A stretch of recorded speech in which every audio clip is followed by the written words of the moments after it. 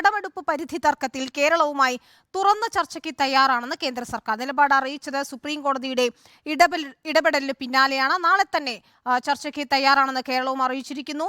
ചർച്ചയ്ക്ക് ശേഷം മാർഗനിർദ്ദേശങ്ങൾ നൽകാമെന്നാണ് കോടതി വ്യക്തമാക്കുന്നത്. ശ്യാം ദേവരാജ് നൽകും വിവരങ്ങൾ. ശ്യാം, കടമെടുപ്പ് പരിധിയിൽ വലിയ തർക്കം നിലനിൽക്കുന്നതിനിടെയാണ് ഇപ്പോൾ കേന്ദ്ര സംസ്ഥാന സർക്കാരുകൾ ഒരു തുറന്ന ചർച്ചയിലേക്ക് പോകുന്നത്.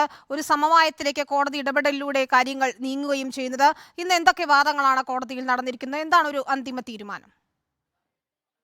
അല്പസമയം മുമ്പാണ് ഹർജി സുപ്രീം കോടതി പരിഗണിച്ചത്. കേരളത്തിന്റെ ഹർജി സുപ്രീം കോടതി പരിഗണിച്ചത്. ഇതിൽ ഏതാണ്ട് 5 മിനിറ്റോളം മാത്രമാണ് നടപടിക്രമങ്ങൾ നീണ്ടത്. ഇതിൽ കേരളത്തിന്റെ കടമെടുപ്പ് പരിധിയിൽ നിയന്ത്രണം ഏർപ്പെടുത്തിയ കേന്ദ്ര സർക്കാരിന്റെ നടപടി ചോദ്യം ചെയ്തുകൊണ്ടുള്ള കേരളത്തിന്റെ ഹർജിയാണ് സുപ്രീം കോടതിയുടെ പരിഗണനയിലുള്ളത്. രാവിലെ ഈ ഹർജി പരിഗണിക്കുമ്പോൾ തുറന്ന ഇതിലൊരു സമവായ ചർച്ച നടത്തിക്കൂടെ, നിങ്ങൾ രണ്ടുപേരും കേരളവും കേന്ദ്രവും ഒരുമിച്ചിരുന്ന് ചർച്ച നടത്തിക്കൂടെ എന്ന് കേന്ദ്രം ചോദിച്ചിരുന്നു. ചർച്ചയ്ക്ക് തയ്യാറാണെന്ന് കേരളം അപ്പോൾ തന്നെ അറിയിക്കുകയും ചെയ്തു. തുടർന്നാണ് കേന്ദ്ര സർക്കാരിന്റെ നിലപാടറിയാൻ വേണ്ടി മാറ്റുകയും ചെയ്തത്. ഇന്ന് ഉച്ചയ്ക്ക് ശേഷം ഹർജി പരിഗണിക്കുമ്പോൾ, അല്പസമയം മുമ്പ് ഹർജി പരിഗണിക്കുമ്പോൾ തുറന്ന ചർച്ചയ്ക്ക് തയ്യാറാണ് എന്നാണ് കേന്ദ്ര സർക്കാരിന് വേണ്ടി ഹാജരായ അറ്റോർണി ജനറൽ അറിയിക്കുകയും ചെയ്തത്. സുപ്രീം കോടതിയെ അറിയിച്ചത് ചർച്ചയിലൂടെ, അതായത് ഇവരെല്ലാം നല്ല പരിചയമുള്ള രാഷ്ട്രീയ പ്രവർത്തകരാണ്. അതുകൊണ്ട് തന്നെ ഈ വിഷയം ചർച്ചയിലൂടെ പരിഹരിക്കാനാകും എന്ന് ഉറപ്പുണ്ട് എന്നാണ് ജസ്റ്റിസ് സൂര്യകാന്ത് പരാമർശിച്ചത്. മാത്രമല്ല, ഇതാണ് സഹകരണ ഫെഡറലിസത്തിന്റെ അടിസ്ഥാനം എന്നും ഇത്തരം തുറന്ന ചർച്ചകളിലൂടെ പ്രശ്നങ്ങൾ പരിഹരിക്കുന്നതാണ് സഹകരണ ഫെഡറലിസത്തിന്റെ അടിസ്ഥാനമെന്നും കോടതി ഒരു വാക്കാൽ പരാമർശിക്കുകയും ചെയ്തു. ബജറ്റ് ചർച്ച സംസ്ഥാന നിയമസഭയിൽ നടക്കുകയാണ്. ബജറ്റിന്മേലുള്ള ചർച്ച സംസ്ഥാന നിയമസഭയിൽ നടക്കുകയാണ്. അതുകൊണ്ട് തന്നെ സമയത്തിന്റെ പരിമിതിയുണ്ട്. മാത്രമല്ല, തെരഞ്ഞെടുപ്പ് അതിന്റെ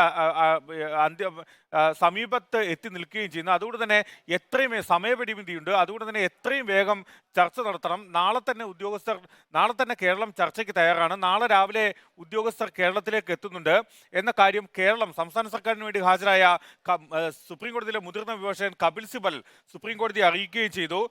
പരിമിതമായ സമയമല്ലേ ഉള്ളൂ എന്ന്, കേരളത്തിനും കേന്ദ്രത്തിനും മുന്നിൽ പരിമിതമായ സമയമല്ലേ ഉള്ളൂ എന്ന കാര്യം സുപ്രീം കോടതിയും ചോദിച്ചു. അപ്പോഴാണ് കേരളം ഇക്കാര്യം മറുപടിയും പറഞ്ഞത്.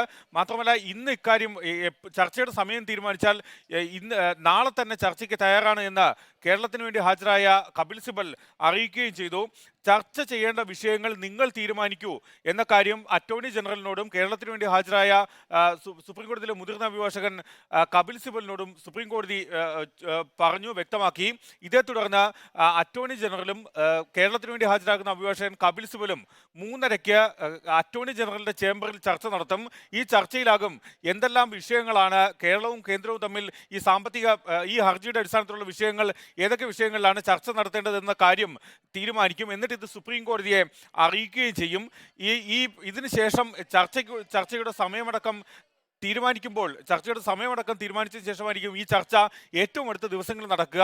അതായത് എന്തൊക്കെ കാര്യങ്ങളിൽ ചർച്ച വേണമെന്നൊരു നിലപാടായിരിക്കും കേരളം സ്വീകരിക്കുക? പ്രത്യേകിച്ച് കേന്ദ്രം ഫെഡറൽ തത്വങ്ങൾ ലംഘിക്കുന്നു എന്നതുൾപ്പെടെയുള്ള ആരോപണങ്ങൾ കേരളത്തിന്റെ ഭാഗത്തു നിന്നുണ്ട്. കടമെടുപ്പ് പരിധി തുടർച്ചയായി വെട്ടിക്കുറച്ചതിലും കേരളത്തിന് വലിയ പ്രതിഷേധമുണ്ട്. പക്ഷേ ഒരു ചർച്ചയിലേക്ക് പോകാം. നാളെ തന്നെ വേണമെങ്കിൽ ചർച്ചയ്ക്ക് തയ്യാറാണെന്ന് കേരളം പറയുകയും ചെയ്യുന്നു. ഏതൊക്കെ കാര്യങ്ങളായിരിക്കും പ്രധാനമായും ഉന്നയിക്കുക?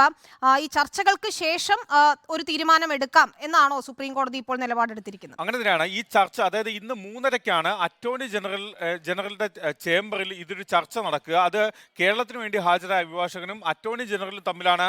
ഇത് എപ്പോഴാണ് ചർച്ച നടക്കേണ്ടത്, ആരൊക്കെയാണ് ഈ ചർച്ചയിൽ പങ്കെടുക്കേണ്ടത്, ഈ ചർച്ചയുടെ പരിഗണനാ വിഷയങ്ങൾ എന്തൊക്കെയെന്ന കാര്യത്തിൽ കേരളം ഈ ഒരു ചർച്ചയിൽ 3:30 നടക്കുന്ന കൂടിക്കാഴ്ചയിലായിരിക്കും അത്തരമൊരു തീരുമാനം എടുക്കുക.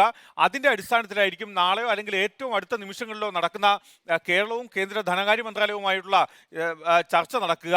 ഈ ചർച്ചയിൽ എന്തൊക്കെ വിഷയങ്ങളാണ് ചർച്ച ചെയ്യേണ്ടത് എന്ന് ഇന്ന് നടക്കുന്ന മീറ്റിംഗിൽ, കൂടിക്കാഴ്ചയിൽ അറ്റോർണി ജനറലും സംസ്ഥാനത്തിന്റെ അഭിഭാഷകനും തീരുമാനമെടുക്കുകയും ചെയ്യും. കാരണം സംസ്ഥാന സർക്കാരിന് വേണ്ടി കപിൽ സിബലാണ് ഹാജരാകുന്നതെങ്കിലും സംസ്ഥാന സർക്കാരിന്റെ ഏറ്റവും മുതിർന്ന അഭിഭാഷകനായ അറ്റോർണി ജനറൽ